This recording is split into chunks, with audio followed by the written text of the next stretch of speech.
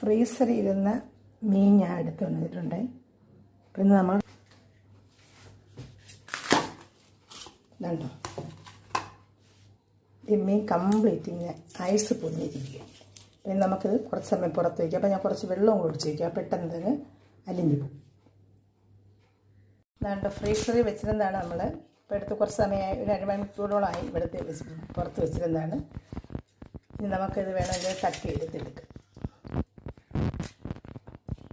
കണ്ടോ, ഇതിന് കുറച്ച് വെള്ളം കൂടെ ഒഴിച്ച് വെച്ച് നമുക്ക് ഇളക്കി എടുക്കാൻ പറ്റും. അല്ലെങ്കിൽ ഇത് നമ്മൾ തട്ടിയെടുക്കണം. കണ്ടോ, അന്ന് കണ്ടിച്ച് വെച്ചതുപോലെ തന്നെയാണ്. ഇതിപ്പോൾ 4 ദിവസമായി.